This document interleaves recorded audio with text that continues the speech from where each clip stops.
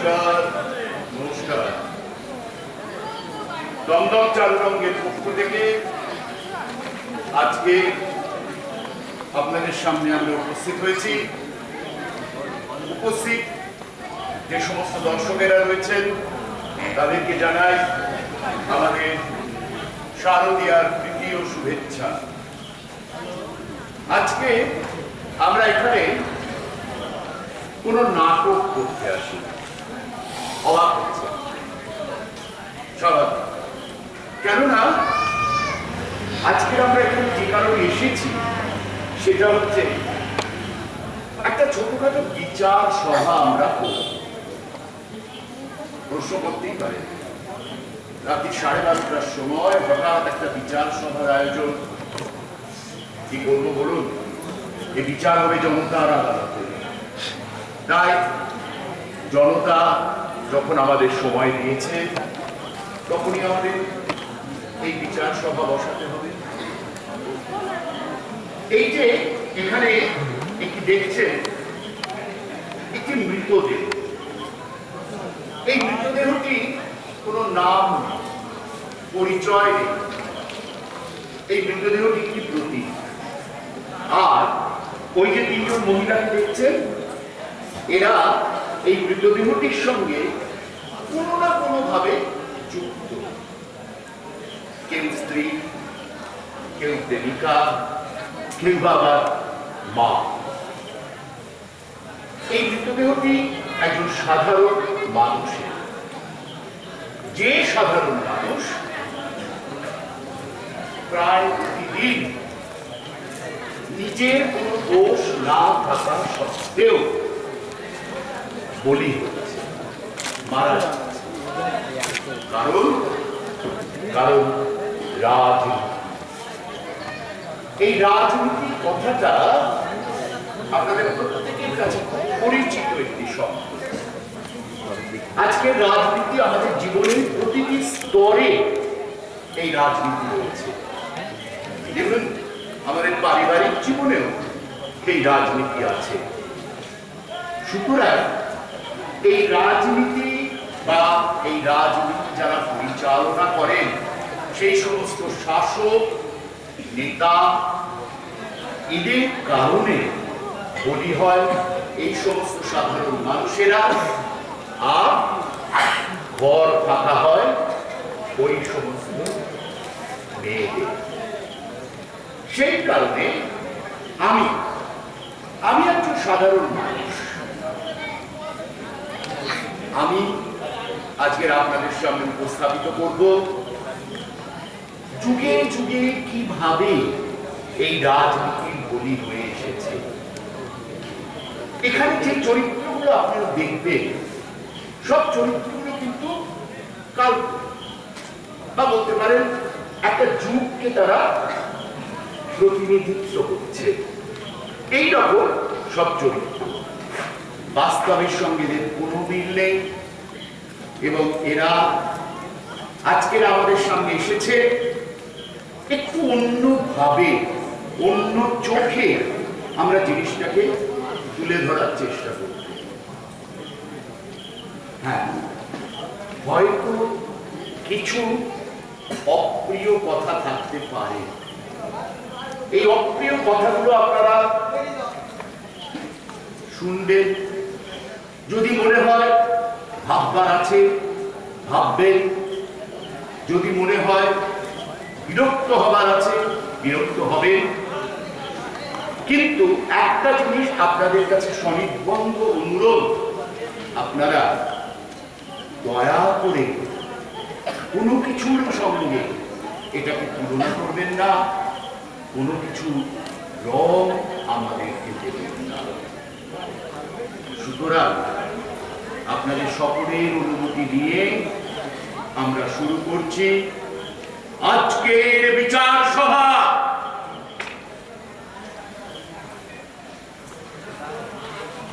আমি শুরু করছি একেবারে মহাভারতের আমল। কারণ একটা কথা আমরা ছোটবেলা থেকে শুনে এসেছি, যা নেই মহাভারতে তা নেই ভূভারতে। কাজেই সেই মহাভারত থেকে শুরু হচ্ছে। আজকে আমি প্রথম ডাকবো আমাদের মাঝখানে বসুদেব ও দেবকী পুত্র নন্দ রাজা ও যশোদার ঘরে প্রতিপাদিত শ্রীকৃষ্ণচন্দ্র আজি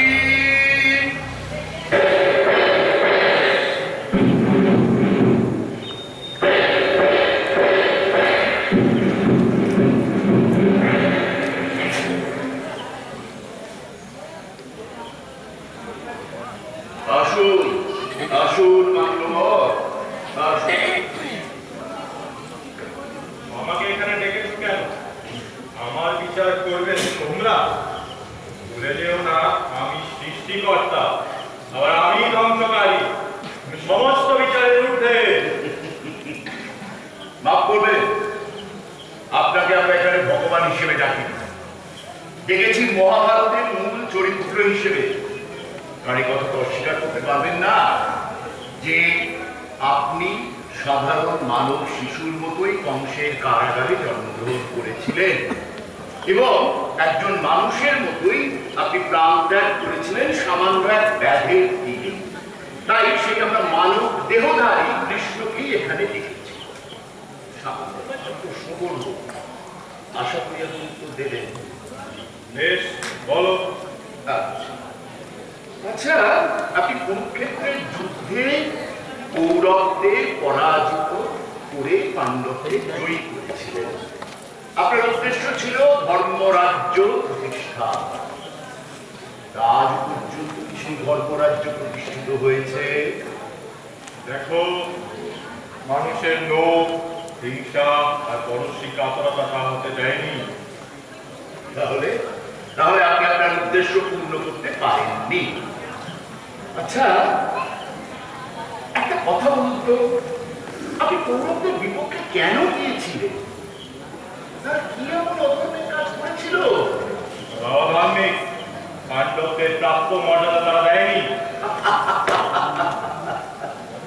আচ্ছা আচ্ছা, হস্তিনাপুরের মানুষ কোনদিন কি বলেছিল যে তারা দুর্যোধনের রাজত্বকালে খুব দুর্দশায় রয়েছে, হতাশায় রয়েছে? তা তো বলেনি। আর প্রাপ্য মর্যাদার কথা যদি বলেন, তাহলে পাণ্ডবরা কি কৌরবদের প্রাপ্য মর্যাদা দিয়েছিল? দুর্যোধন অন্যায়ভাবে পাশাপাশি যুধিষ্ঠিরকে হারিয়েছিল। প্রকাশ্য রাজসভায় দ্রৌপদীকে অপমান করেছিল। আবার ভুল করলেন, আবার ভুল করলেন। দেখুন, যুধিষ্ঠির নিজেই কিন্তু পাশা খেলায় সম্মত হয়েছিলেন এবং পাশা খেলায় তিনি একের পর এক বাজি ধরে হেরেছেন। শেষ পর্যন্ত দ্রৌপদীকেও বাজি ধরে তিনি হারলেন। দেখে দুর্যোধনের দোষ কোথায়?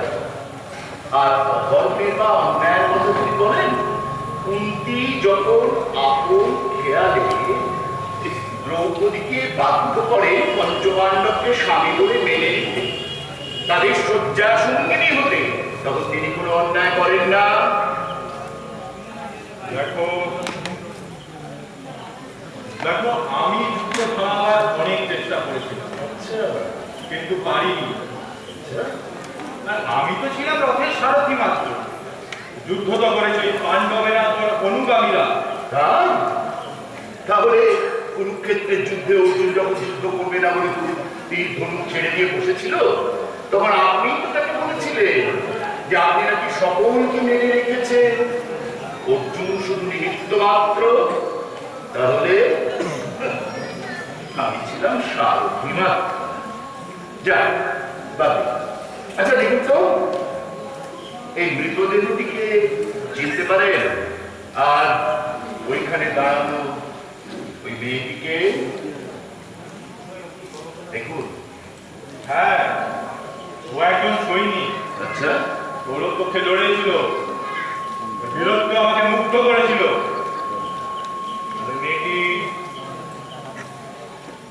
মেয়েটি ওর স্ত্রী। কোন অপরাধে কি করতে হয়েছিল? অধর্মের পক্ষ নিয়েছিল। আচ্ছা আচ্ছা, ও যদি পাণ্ডব পক্ষে লড়ে মৃত্যুবরণ করত, তাহলে কি বলতেন? ও ধর্মের হয়ে লড়ে মৃত্যুবরণ করেছিল?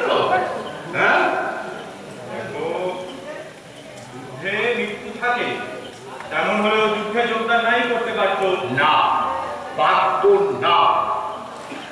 রাজার আদেশে ওকে স্ত্রী পুত্র সংসার সবকিছু ছেড়ে যুদ্ধে যেতে হয়েছিল। যুধিষ্ঠির অনেক অর্থ দিতে চেয়েছিল ওর স্বামীর মৃত্যুর ক্ষতিপূরণ হিসেবে। ক্ষতিপূরণ? আমার স্বামীর মৃত্যুর ক্ষতিপূরণ সামান্য কিছু অর্থে? কে চায় এই ক্ষতিপূরণ? দেখো দেখো, মৃত্যুর পর তো ও অমরত্ব লাভ করেছে। কে চেয়েছে অমরত্ব? আমরা ছোট্ট সংসারে তিনজনে অনেক আনন্দে ছিলাম। আমাদের যতটুকু জমি ছিল তাতে চাষ হতো, ফসল ফলতো, হাসি গানে আমাদের ছোট্ট ঘরটাই ছিল স্বর্গ। সেই ঘরটাকে কেন ভাঙলেন আপনি? যুধিষ্ঠির তার ভাইরা পেল যশ, খ্যাতি, সম্মান, আর আমি? আমার তো ছোট্ট শূন্য, আমার সন্তান না।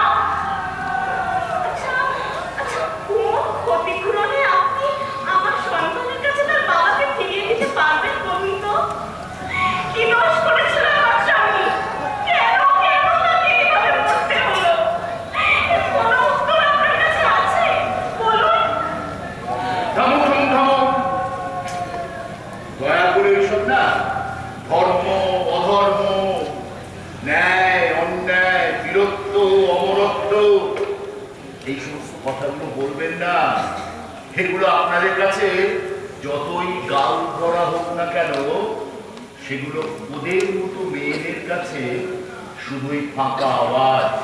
সেই কষ্টে বা আপনাদের এই কথায় ওদের কোনো কষ্ট বা যন্ত্রণা মিটবে না। কাজে ওই সমস্ত গোল গোল কথা বলা বন্ধ করে না আপনি চেষ্টা করুন ওদের কষ্টটাকে বোঝবার। আপনি আসতে পারেন।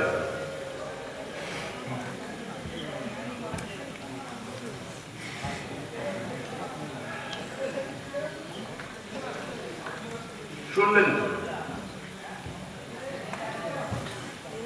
ন্যায় অন্যায়, বীরত্ব অমরত্ব অধর্ম, কত বড় বড় কথা বলা হলো, কিন্তু যার ঘর খালি হলো তার ঘর তো খালি হয়ে গেল, তাই না? এবারে আসছি ইতিহাসের এক চরিত্র, তক্ষশিলা নিবাসী জনক পুত্র আচার্য বিষ্ণুগুপ্ত ওরফে চাণক্য ওরফে কৌটিল্য হাজির।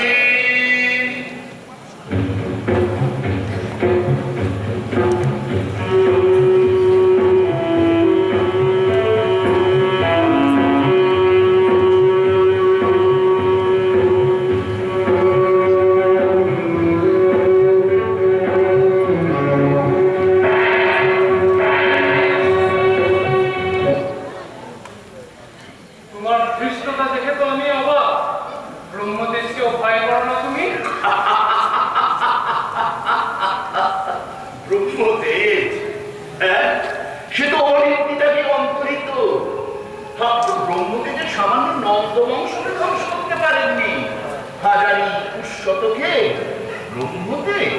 দুর্ভাগ্য ভারতের, দুর্ভাগ্য ভারতবাসী। সত্যি দুর্ভাগ্য। তুমি কি আমার সঙ্গে পরিহাস করছো? আচ্ছা আচ্ছা আচ্ছা আচ্ছা, কথা বলুন তো, আপনি কুরুবংশ এই নন্দবংশ ধ্বংস করার জন্যে এরকম উঠে পড়ে লাগবেন কেন? মূর্খ! ধননন্দ আমাকে অপমান করেছিল, তাই আপনি প্রতিশোধ নিয়েছেন। আপনার ব্যক্তিগত অপমানের প্রতিশোধ নেবার জন্যে আপনি চন্দ্রগুপ্তকে ব্যবহার করলেন, তাকে রাজ সিংহাসনে বসালেন, আর প্রধানমন্ত্রী হয়ে বকরণের রাজ্য শাসন করতে লাগলেন। দেখো, আমি দরিদ্র ব্রাহ্মণ, রাজপথে আমার কখনো কোনো লোভ ছিল না। কিন্তু রাজাকে পরিচালনা করবার লোকটা আপনার ছিল। আমি সমগ্র ভারতবর্ষে সুশাসন প্রতিষ্ঠা করতে চেয়েছিলাম। তাই রাজনীতিকে আর শুধুমাত্র রাজার নীতি রাখলেন না, তার সঙ্গে যোগ এক পঙ্কিল পদ্মমাত্র নির্লজ্জ খেলা। এই পরিণতি ছিল অবশ্যম্ভাবী। তাই আর তার উপর আপনি নানা রকম ষড়যন্ত্রে লিপ্ত হলেন। আপনি গোপনে শত্রু হত্যা করতে লাগলেন, আপনি গুপ্তচর কথা শুরু করলেন, আর অনেক কিছু দিয়ে রাজনীতিকে আপনি নষ্ট করলেন। এটা রাজনীতির অঙ্গ। ভুল, মারাত্মক। রাজনীতি হলো রাজধর্ম পালন, দুষ্টের দমন, শিষ্টের পালন। কিন্তু আপনি সেখানে নিয়ে এলেন স্বজন পোষণ, মিথ্যাচার এবং বিশ্বাসঘাতকতা। আর আপনি নিজেও তো সেই বিশ্বাসঘাতকতার শিকার। আমি সন্দেহপূর্ণ ব্রত পালন করে স্বেচ্ছায় প্রাণ ত্যাগ করেছি। আর সুবন্ধু, বিন্দুসারের প্রধানমন্ত্রী সুবন্ধুর ষড়যন্ত্র, সুবন্ধুই তো আপনাকে জীবন্ত দগ্ধ করে মেরেছে। অস্বীকার করতে পারে সে কথা? যাক, বাদ দিন। আচ্ছা দেখুন, এই মৃতদেহটিকে চিনতে পারে? দেখুন দেখুন, ভালো করে দেখুন। হ্যাঁ, চিনতে পারছি।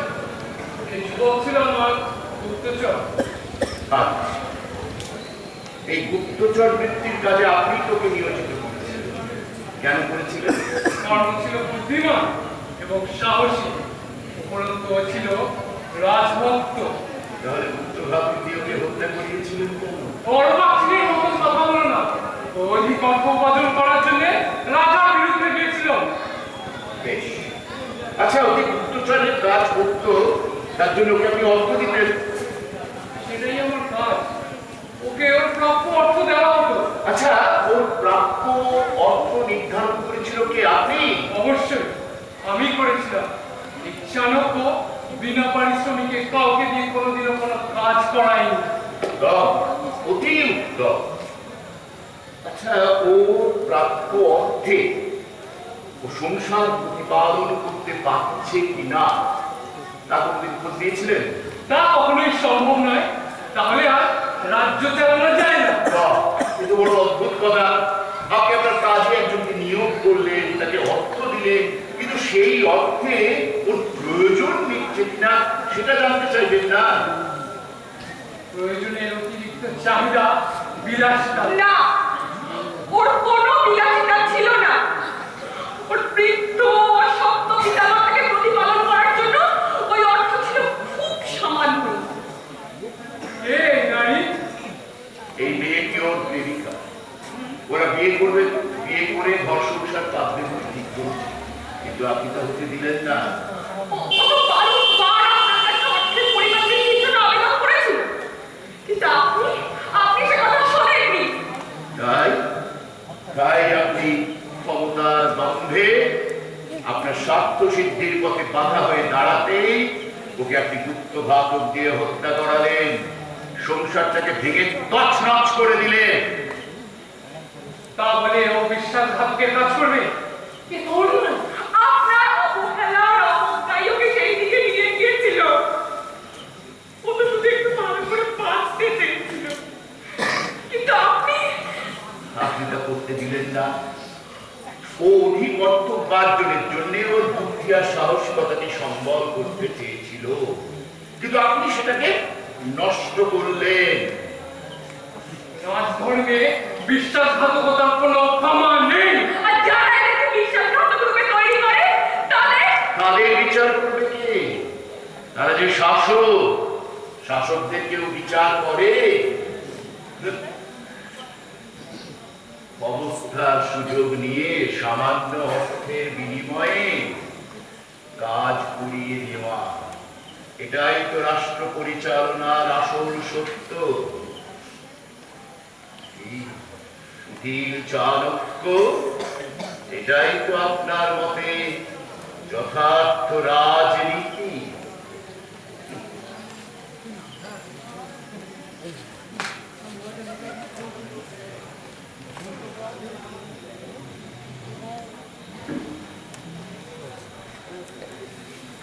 Ready. এখানে শুনলাম একজন গরিব চাষি মারা গেছে, খবরটা পেলে দেখবেন? আপনি? আমি? আরে আমি এখানকার বিধায়ক। ও হ্যাঁ, মারা গেছে ওই যে যুদ্ধদের। ওরকম ভাবে জাদুতে ডেকে রেখেছেন কেন? মুখটা তো দেখতে হবে। কেন, দেখে কি হবে? কিন্তু বড় অদ্ভুত প্রশ্ন। আমি এখানকার বিধায়ক, আমার এলাকায় একজন গরিব মানুষ মারা গেছে, আমি দেখতে আসবো না? এই দাঁড়ান দাঁড়ান দাঁড়ান, আপনি কে বলুন তো? ওই চাষাটা কেউ হন নাকি? না, আমি সাধারণ একজন মানুষ, আমি ওর বন্ধু। আচ্ছা, আপনি কি বিরোধী পক্ষের লোক? আমি কোনো পক্ষের নয়, বললাম তো, আমি একজন সাধারণ মানুষ। ঠিক আছে, শুনুন।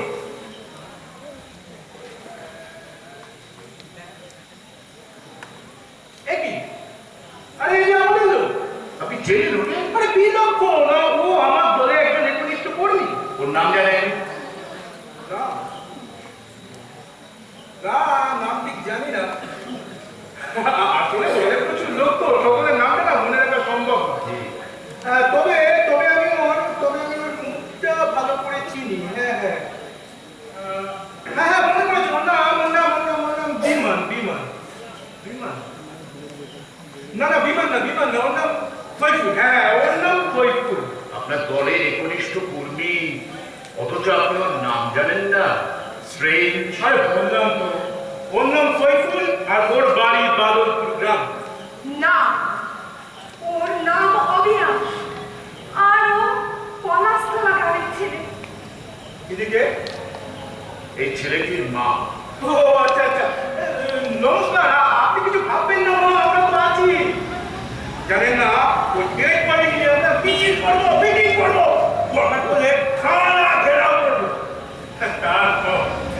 তারপর শেষে ধুমধাম করে ওর শেষ কাজ হবে।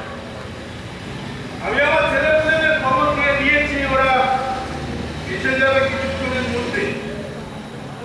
ততক্ষণ একটু বসতে পারলে ভালো হতো। দেখুন, একটা কথা বলি, এখানে না এই জায়গাটা ছাড়া আর কোনো বসার জায়গা নেই। আমি বরং সেটা টুকু দিচ্ছি, আপনি ওখানে বসুন। হ্যাঁ এখানে? হ্যাঁ, এটা তো কাটবো। আচ্ছা, এখানে কেন বসবো? মনে করুন না, এটা আপনার ঘরের লাগোয়া ছোট্ট একটা বারান্দা। আপনার বারান্দায় তো আপনি বসতেই পারেন, তাই না? আসুন, বসুন, বসুন। হ্যাঁ হ্যাঁ। তো এখানে দেখছি দুদিকে দুটো কাটবো। তা এখানে কি কোনো সালিশি সভা চলছিল? না না না না, সালিশি সভা নয়, সালিশি সভা নয়, বিচার সভা। বিচার সভা? হ্যাঁ। তো কিসের বিচার? কি করছে এই বিচার? এই যে দেখছেন সব সাধারণ মানুষ, এরাই আজকে বিচারক। তা কার বিচার হচ্ছে? আপনার।